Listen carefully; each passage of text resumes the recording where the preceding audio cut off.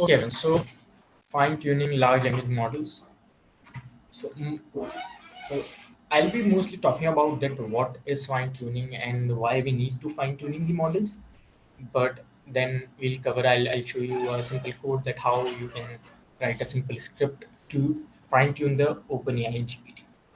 But there's just a in a talk I'll be discussing about what is fine-tuning and why we actually need to fine-tune and why is there a need to fine-tune a model.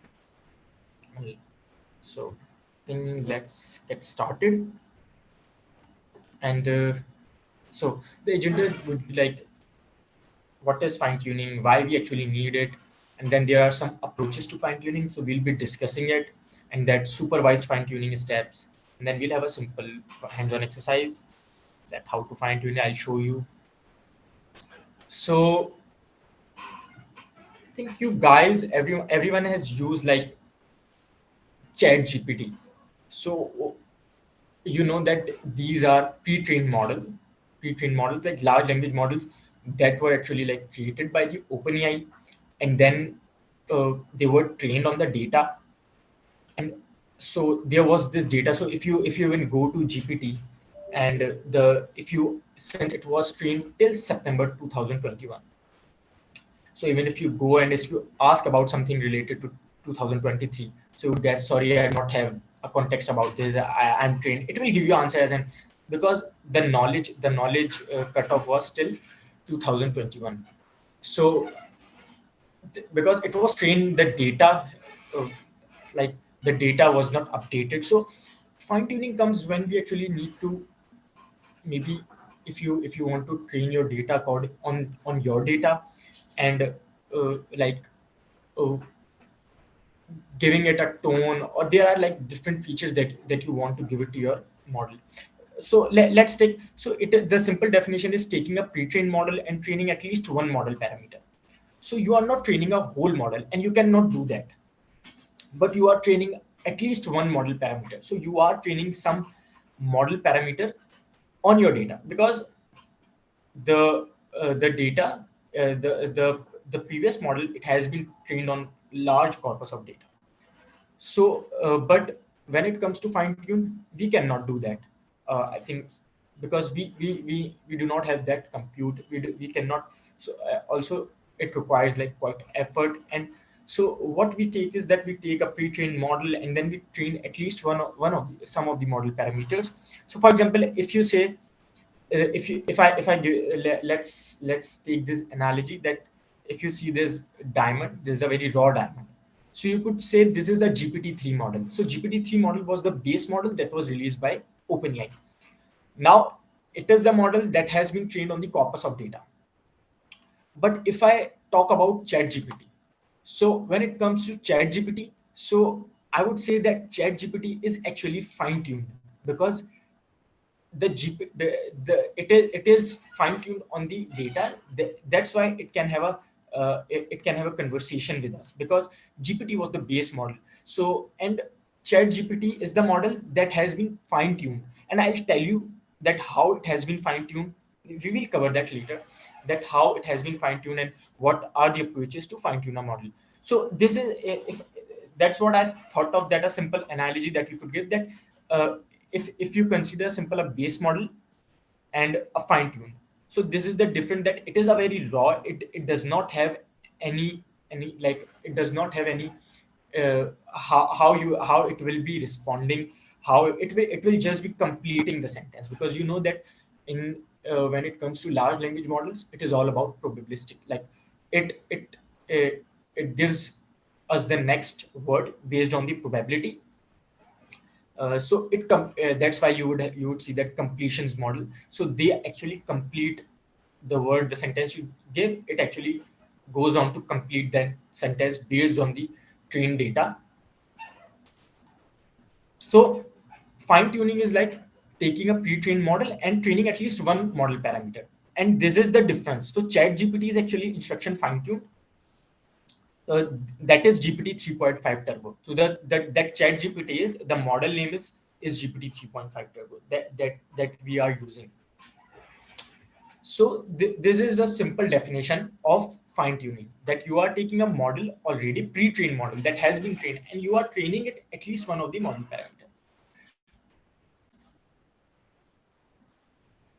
Now, if I show you this is a base model and fine tune, so you could say that there is this model Da Vinci, GPT-3 model. So there's this, you could see that when we are giving a base model, tell me how to fine tune a model. It is giving like searches, just how to control the I mean, make any sense because you have just given it a data and it has been, so it is just predicting it that that next words and it does not have any context. But the same Da Vinci when it was fine tuned, so they fine tuned it, and that was the model text Da Vinci 003. So you could say that on the same uh, model, when we are giving a prompt, tell me how to fine tune a model. So it actually giving us a complete response, and that is actually making some sense that it is actually responding to our answer. So even if you might have heard about the llama model. So if you go to their page meta page, so you would see that they have released a base model and chat model. So that's why most that there's a base model is there as well and there's a chat model. So chat model is already trained on the data that supervised data, and we'll cover it that what is supervised and self-supervised. Okay. So why fine tuning? The question comes like why fine. So for example, let's say you have a model that has been trained on this amount of data, but you want to customize it for your own use case. Obviously, it has been trained on like large amount, like large corpus of data, but obviously most probably it will not be like the use case that you want to do it. It might not be trained on that data, that custom data, that specific data. So what happens that you cannot train the whole model again on uh, on your data. Like even if you can do, there are many, like obviously the compute cost, uh, the compute that we need to train a single model, that is not very easy. Even like billions of dollars was spent on uh, training the GPT. So there was this, like you can see that chat gpt actually had instruct gpt, it has 1.3 billion parameters. So you could say parameters, if I say that there are neurons or neurons in neural networks, uh, that's how you could say that if like it has uh, 1.3 billion parameters, so it has like 1.3 billions of, you could say that, uh, weights that was assigned to that network.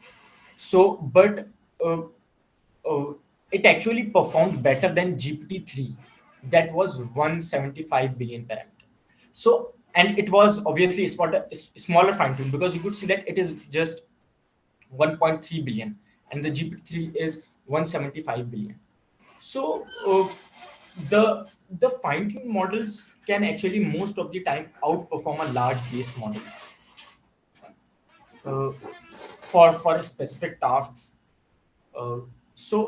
This is that is why we actually need fine-tuning, because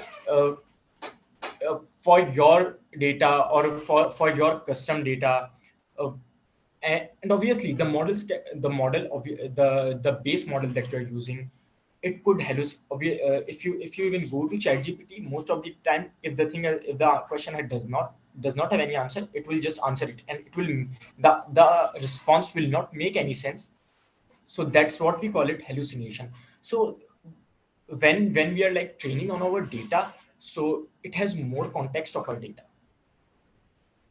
uh, so this is like that is why we need actually fine tuning. And even if you want to like give it a tone, that the way if there's any data you want to maybe summarization, if you want to summarize, there's a task of summarization, and you want in certain way the output. So the base model wouldn't work on that way, wouldn't work like that. So even most of the use cases were like people were fine tuning it in a way that you have to answer us in this tone, and you have to use this language.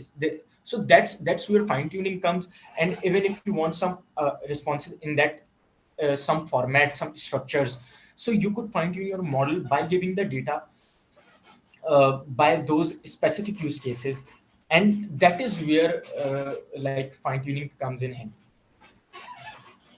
Okay, so let's go ahead. So there are ways of fine tuning. So three ways to fine tune your LLM, large language model. The first is self supervised. So what happens is that in self supervised, you take a corpus of data and you just give it to your model, and you train on that corpus of data. Just give it a data, and like it is like just feeding all of the data. It is unstructured data. There is no like it has no, just all unstructured, like even if it are text or anything, uh, it has like no sequence or any it does not follow any pattern. So you just give it. So base models are like pre-trained models. That's how that is the first step that they are actually trained. So like large corpus of data, they were like they were fed, and that is that's when they start to based on that data, when you give it some query. So the data that it has been trained on, so based on the data it will actually start to predict, because it has that data in its memory. And when you will give your query, so based on the probability that okay, so I have this data, which word has the highest probability to come, so it will complete. So that's how it just goes for completion. So this is the self-supervised learning. That was the first part when even OpenAI was trained. So it was the very first step of like finding. So here you are just giving it a data, and completes. So if you use other models like uh, maybe Llama or different open source models, so because they have like their base models as well, they have like their chat models as well. So in base models, if you give it Hi, Heather. like anything, Sorry to yeah, interrupt. Can you please hide this notification that's showing on the bottom of the screen? It's hiding the text. okay, Thank you. is it okay?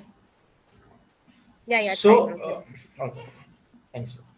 Okay, so that just keeps on going, and that does not have any context. Like it actually completes what you have given, and that comes to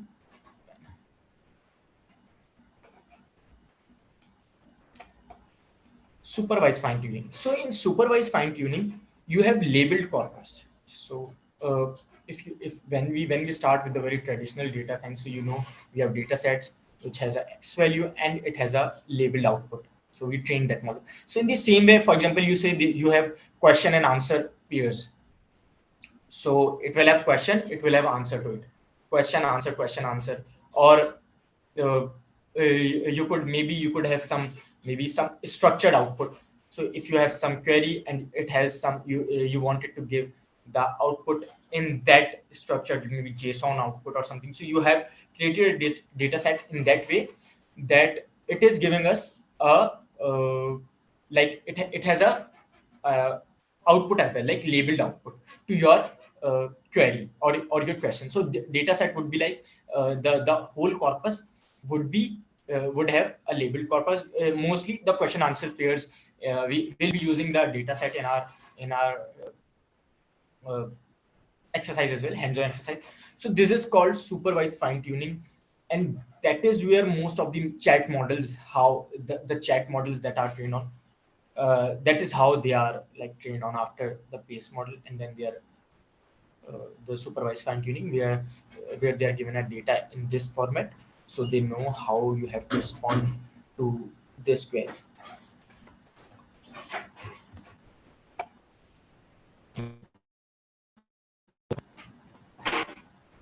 The third is RLHF, reinforcement learning from human feedback. So what happens here is that first of all you are like uh, here comes a, like a human interaction. So when even uh, OpenAI, even there were mechanical Turks that was used, people used the labels were used to like even a few days back. I don't know if you guys have experienced that. I was using ChatGPT and it has this when I asked for this summarization thing. So it actually then after it gave me output, it gave me two responses, A and B. So it actually asked me to select which is the most better response. So I was actually as a labeler, I worked because they are now. So that is where you so in what happens in this technique is that after you have a pre-trained model, you after this pre-trained model, what you do is that you ask it to generate completion, and then you ask a human to like rate the output on human preferences, that which output is better, which output is like based on the human preference, and based on those preferences you actually trained the model, reward model. And then what you do is that you combine the reinforcement learning and the proximity, this model, and then you join you join these models for the final output.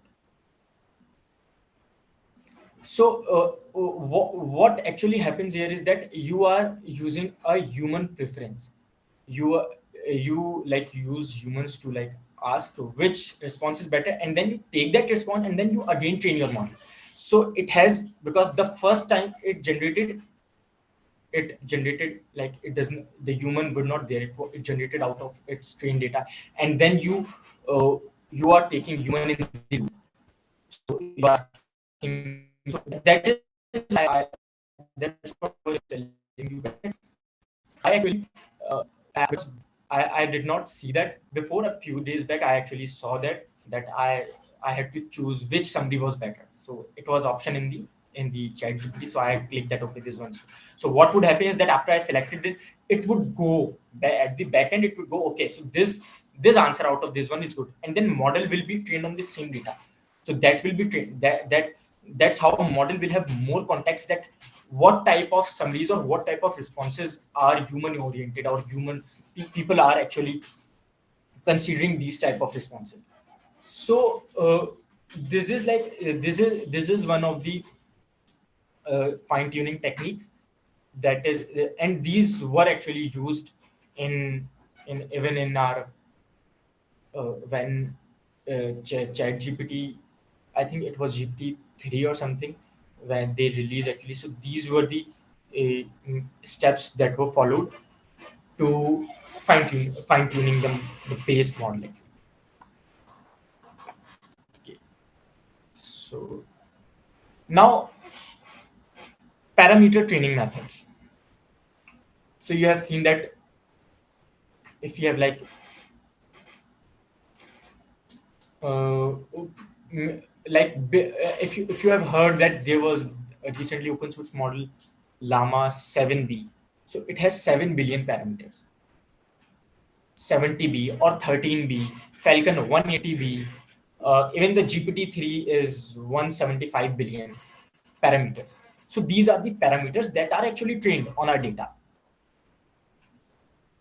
So these now what happens is that like there are many methods to actually uh, for the parameter training. uh, the first one is retain all parameters. So you, what are you doing is that you are just considering the whole of the data, and you are training all of the parameters of your neural network. You are training all of those networks parameters on your data. But as I said that that is actually not possible for like a single person, because you would need compute, you would need effort, you would need quite a lot of effort for that. So then there is that's why like uh, we a person mostly we cannot retain all of the parameters. But then obviously there comes transfer learning. So in transfer learning, what we do is that we are like training like the head layers of our neural network. So not all of the data, but some of the layers which have the output embedding. So we are actually training those on our data. What happens is that in this technique that it has some limitations that maybe most of the time the it has, I think, catastrophic forgetting. That is what it is called, that it forgets most of the pre-trained data that it was trained on. So obviously we do not we want to retain that. So transfer learning is have been used actually, but now there was a parameter efficient fine tuning. So I wouldn't go much deeper into it because then it could we could like go tangent to our topic. But yeah, parameter efficient fine tuning, and one of the techniques of this in this model uh, is this that you guys, if you guys have heard LoRa, low rank adaptation. So the low rank adaptation was a technique. So what we are doing in that method, so I'll give you a quick overview, high level. So what we are doing in that method is that we are freezing all of our weights, the pre-trained weights, and we are actually injecting our trainable parameters. So you could say that we are actually adding our own trainable parameters that are actually trained on, and we are freezing the pre-trained weights. So we are not losing that training as well.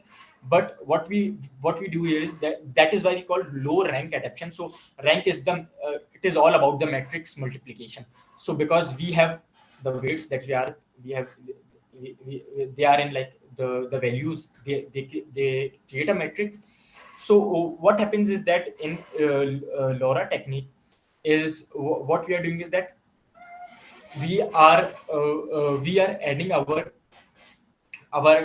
trainable parameters, and we are actually and what happens in this technique is that we actually lowering the rank of our matrix. So when we, for example, when our trainable parameters are added, so what happens that obviously, because if you go on to train all of the parameters, that is not possible, and that will like that will that is quite an effort. So what happens is that you are just adding your trainable parameters that are trained on your data, and then they are added to that model in LoRa technique, that low rank adaptation. And that's how our model, like when you, even I had tried that on open source models, I did that on Llama, and it was pretty good actually. So right now OpenAI has not actually uh, mm, has not released how the fine tuning that we'll do, how which method is being applied. We can maybe assume that it is actually low rank adaptation, parameter efficient fine tuning maybe, or it could be there are many techniques of parameter efficient fine tuning, because we are fine tuning some parameters. But the most common and the most uh, optimized one is the LoRa, and there's then quantized. That is a different thing, the quantization. So I think this is how like this is how we are actually fine tuning. And fine tuning, the LoRa technique is all over the place these days. It was, I think, uh, maybe it was October or I think it was March. Yeah, there was this paper that was released, Tim Demeter or something. I'm forgetting the name of the author. And there was this one guy, and so some folks actually. So they actually suggested this technique. Obviously, it is actually built on the previous techniques that were there, but it is very like it is quite better than previous ones, and it is being used for training. Then supervised fine tuning steps. So just I'll give you quick that. So first, you are like, if you want to supervise fine tuning, you choose a fine tuning task, maybe summarization, question answer, or text classification. So you'll have you that first you have to select that what task you want your model to be fine tune down. After you have selected that, you have to prepare a training data set. So maybe it could be output pairs, like input and output pairs, and we'll have to like tokenize and truncate and add some. That depends, because you will have to uh, there is certain formats for llama 2. There was this format that was given in the paper for fine tuning, that you have to follow this syntax, I would say, or this pattern to create your data set for fine tuning, and then you have to choose a base model. Maybe you could experiment with different models and like choose the one that, and then you have to fine tune via supervised learning, and then you can evaluate the model performance using, maybe there are many frameworks or some traditional metrics like blue or rouge. For summarization, maybe you use the blue metric or rouge metric for score. So these are some few steps. Okay, now let's go to our, and let's maybe I would first tell you like, so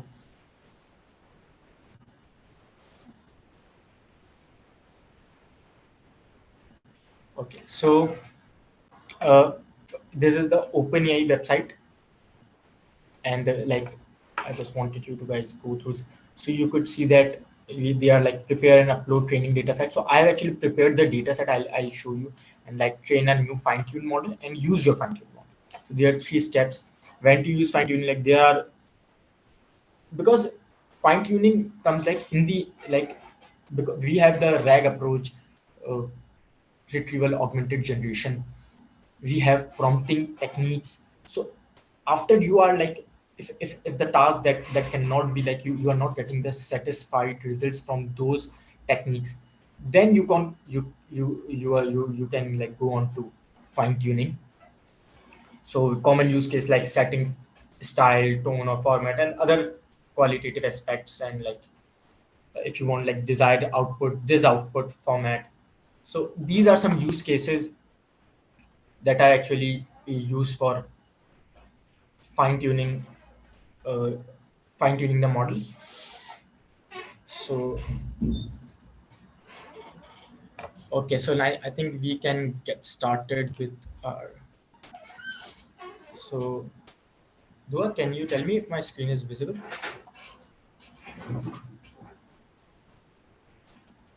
Yes, we can see that your notebook. Okay, yeah, thanks. Okay, so I think we can get started with. So maybe I should show you. So this is the data sets. So we have our LLM bootcamp going on. So I just created a simple data set that. Uh, so like these are the questions related to our bootcamp that is going on, where we are covering all of these, like from start to end, from foundational models to the end, and fine tuning is just one of the part of that bootcamp. And we are coming like whole, it is a very in-depth whole 5 days bootcamp, 40 hours long. So I just took that data and just created simple 40-50 questions out of that, uh, based on the data. So maybe I think I should show you one more. So you could see, as I was saying, that you have to follow certain format for like, uh, there's creating a data set. So you can say that messages, and then you have to give it, assign a role for system. You have to give it system a role, like what it is, like it is a factual chatbot or whatever the chatbot. You could say that you are a you are a summarization or certain expert, and you have to do this. And then user, what is the content? It could be a question, or it could be, you will have to actually convert it the way you want it to be. So let's get started. First,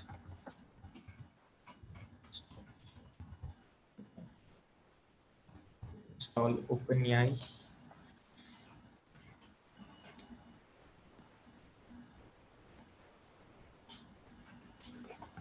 Think then let's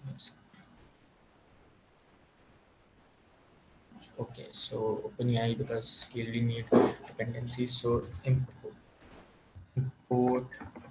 OpenAI, then we are importing OS, and then since we have to use the key. So dot dot n from dot n. import load load dot import load from OS import OpenAI. Okay, I think these are the dependencies that we'll be requiring for our. Then let's load dot and then we can define our OpenAI dot API key equals to OS dot. And so I have created an environmental variable where I have saved my OpenAI API key. So I'll just calling it from right from here. Or load it. Okay, so you could see that now we have. So as we saw that there are for certain steps that we have to follow. You have to first upload the data set, then uh, after uploading the data set, uh, first create a data set, and then you have to upload, because you have to upload the data set to the OpenAI server. Otherwise, it will not, because the data has to be uploaded there for training. So maybe upload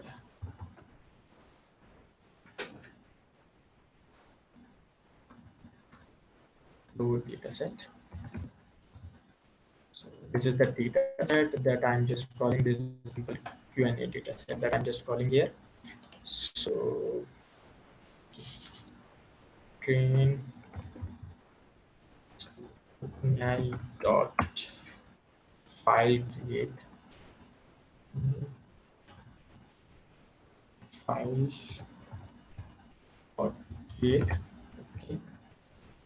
And here, like, we'll be defining our file, the path to our file, that where our data set is stored, and then what is the purpose is obviously fine tune.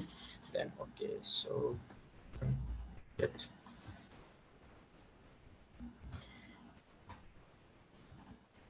file equals to open.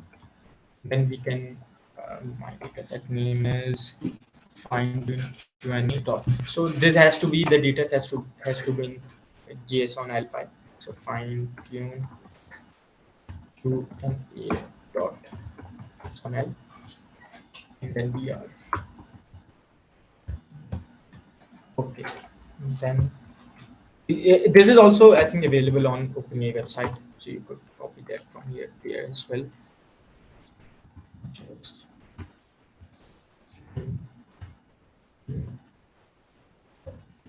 so, and then we could see the response. What's the error fine tune? What I think is set fine tuning. Okay, fine tuning. Okay, so you could see that file, object file, the ID, our data set has been uploaded to OpenAI. We have been given the ID, so we have to keep this ID so that we could keep a track of our like data. So I'll save it in a just as like, maybe if you want to like track it or something. So train ID, and then now we have to create a fine tuning job. So you have uploaded the data, and then now we want it to like create or like start fine tuning. So creating a fine tuning job. So create fine tuning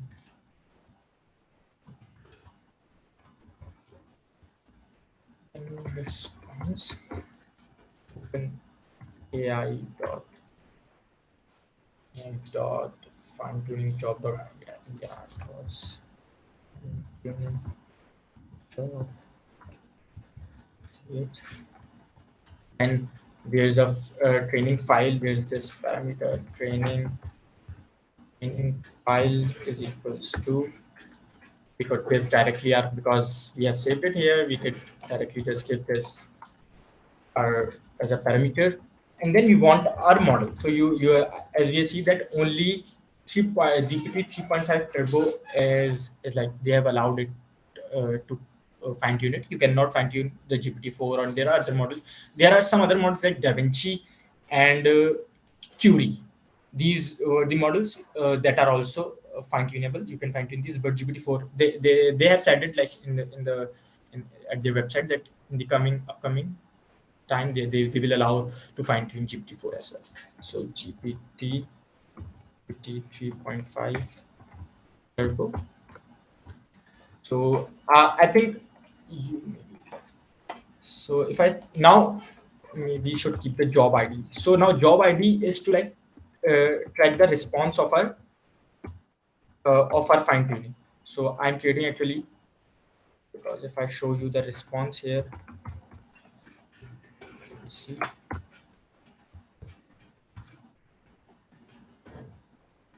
so response you could see that our model has started the finding has started finished that it is not finished. So obviously how do we know when it will finish? So I have already fine tuned, so I'll be using that because it takes some time, 10 to 15 minutes. And also you could you could save this, and now if you want to like track, so you could I'm just they have given it like fine tuning dot uh, OpenAI dot fine tuning dot retrieve fine tuning dot grid,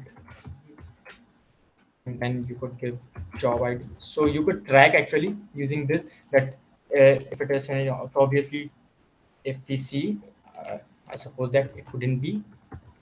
I have already trained the same, so I'll use that. So you could see that it is null.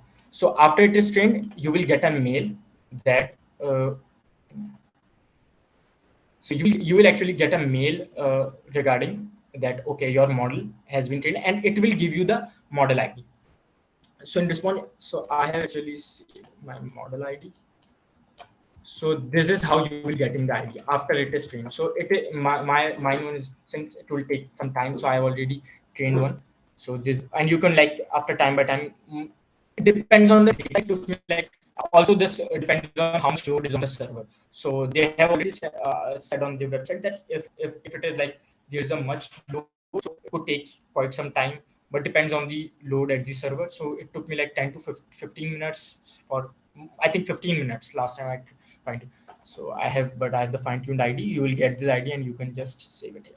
So I'm just running it, and after that, we can like test our like if you want to like see how. So maybe I am just creating some. Let's just create test message. Yeah, test messages, and we can create a dictionary. We create a role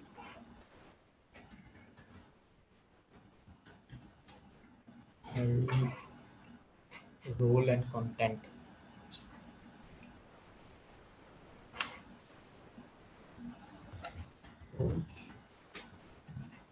So and I had actually tried the code before. Yeah, that's right. Uh, And the content is, I have just few questions. Let's just say what programming and languages are so syntax. The user does not have this. Okay, maybe I think user will have comma. So your role is the user. Okay, yeah, and then content. Okay, so we have the and now we can like test our. So first, let's try our like uh, OpenAI chat completion. Chat completion. Um, create, and we can take our model. Can take our model as model equals to GPT. Yeah, just 0.5 turbo. So here we are using the turbo, and then we can messages is equals to test. So we are rejected. Okay, test messages and completion. Okay, okay. So here we are using the like custom model. So let's load it. So there's a GPT 3.5 Turbo, that's the model right now we are using, and we are giving it the simple queries what programming languages are using the curriculum. So print. So we have saved it in completion. dot choices. The first one dot message. Okay, so you could see that it has generated now the answers were not that long and it has just generated. It has the context obviously that uh, like it has been trained on the previous data, but it is generating the whole uh, goes on to generate uh, anything like it is kept on hallucinating. But if I yeah, I should we can just copy this and model. Now we can this is the model ID. So we can just replace here the model ID, and then we can print completion. You can name it completion one or yeah, and run it. Now we are using our fine tune model, and let's see how it answers. Does it got has it got the tone or has it got the length of the answers? So it's taking some time to getting fine like to generate to load the model fine tune model.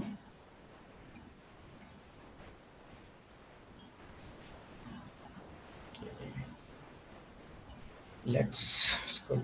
So it is loaded, and then we can say completion one, and then we can answer and see for you. So Python JavaScript are the primary used. Also, it has answered it. So the answers were actually not exact answers, but you could see that the previous one, the model that has generated that it has the programming you're using depending on the educational institution and the specific. I think nothing is like exactly to answers, but here it has got the tone that the one liners, and there's a difference. JavaScript is not being used, Python is being used, but it has actually got the it has the pattern of our data that has been fine tuned. There were a few questions that uh, maybe I think we can just replace it here. What so just run it. Test cases and again the C. So no, so you can you don't necessarily. So you could see that it has a difference between, and this one is actually like a exact.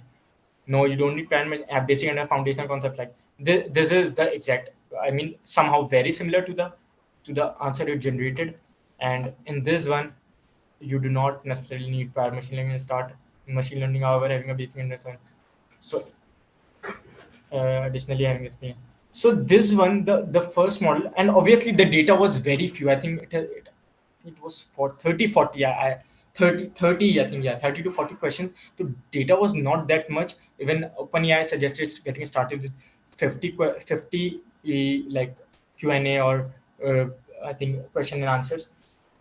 So depends on the data and the task you are doing, and also here we have just like we did not using the validation data set where it then we when we are working you have to add prompts as well. Like when in a fine-tuned model you have to add prompts, so I have not used prompt, I've just directly shown you a very quick. So what you can do is that you can actually add prompt templates, so it will be more like then when it will have a prompt template where you will be defining it, so it will have more context. So that's where it comes in handy. As I show you that even the OpenAI suggests that after you have tried the other approaches and you see that these approaches are not that suitable and they are not working good for your scenario, then you can go into fine tuning. Otherwise, the you should go. There is the very popular that even at DSD we have been even using in our project, that is RAG. Uh, and you might have a retrieval augmented generation. So this is the approach that has been, and it actually caters most of the time, mostly use cases related to chatbots and all. So I think then the prompt engineering, you could like create prompt and prompting techniques they are out there which you can use to customize your responses. Then if that does not work, so I think then you can like come to this method fine tuning, and then obviously it like you will have to have some data sets, and then you will have to even in that fine tune model you will have to add some prompt and some you will have to give it some context. So yeah, so That's it. I think that's it from my side. Uh, there are any questions or anything, I think I should stop. Okay.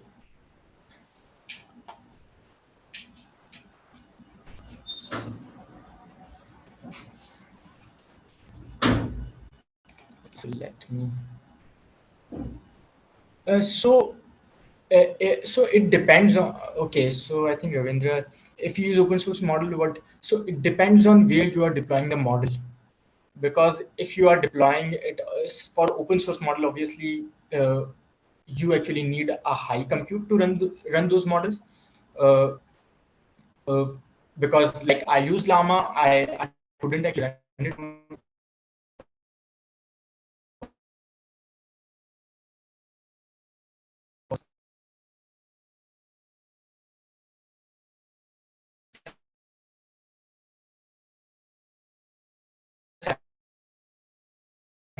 I not run on a regular system using the obviously you're using the compute, so there can be some privacy challenges, but if you have your own compute, so obviously you won't have the privacy problem, uh, because then you can, if you have the GPUs and high compute to to run those models, because those the only limitation is of the running those, because that's why you would have heard the quantization word, the models, people have been quantized the models, the 4-bit quantization, so they have actually reduced the size of the model, it is like reducing the precision of the model, and they still work pretty fine, so that one can use on local still, maybe Google Colab or something, the 4-bit quantized 7 billion models. So I think, yeah, then it will be that where you are hosting the model or deploying that model. So that is that. Then obviously there will be some. But if you have your own setup, so it wouldn't be a problem for you. Okay, so I think I did not. I've not added it to the GitHub. Uh, I'll add that to GitHub. Okay, David. So labels, David, in context of supervised fine tuning, labels, you have, there is this. Uh, you will have to convert the data. Obviously, the data will be textual data you are getting. So we'll have to convert that data in a Q, mostly in a not Q&A, but Q&A is a very simple, but like one query and response. So you'll have to break it into. There would be some format that are given according to this. For Llama,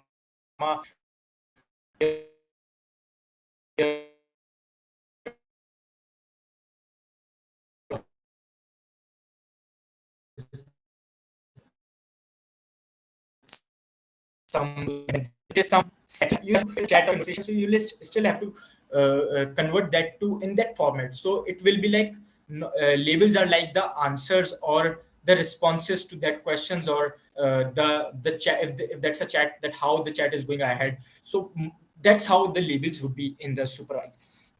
No, so it was called low rank adaptation. Low rank adaptation. So LoRa, you could.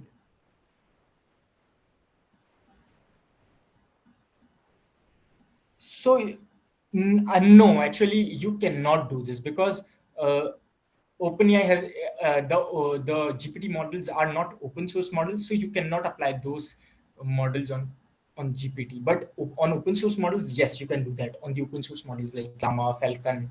They just came out, Mistral, Orca. There are like so many models. I think so you can do that on those. I have done the PEFT on parameter efficient fine tuning on the Llama 7B. That was a quantized one. So, yeah.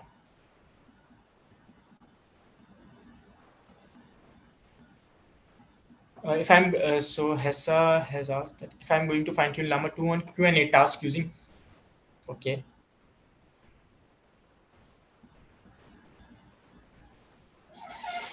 So, maybe I'm not getting the how to provide the context for every specific question. So obviously the context could be, if you want, because the you are giving a Q&A, the input and output. So context could be given in your on the prompt that you are using. So you could give like about the whole of the data set, but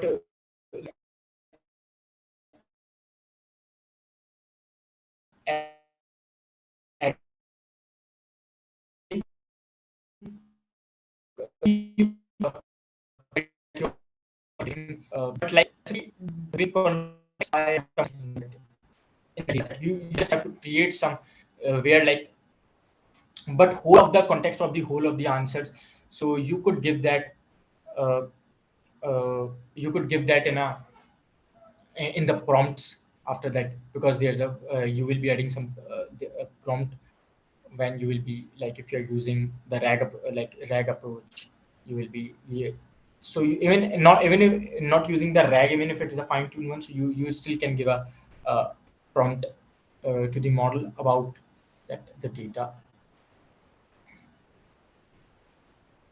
No, it doesn't actually. So it actually depends on because we are actually. So what happens that you are using a OpenAI service and fine-tuned model is actually deployed there after you have uploaded the data set. So mostly server is down. If I take that hit up in that sense, so mostly server is down and uh, the performance is like for me. I think I have been using mostly open source models.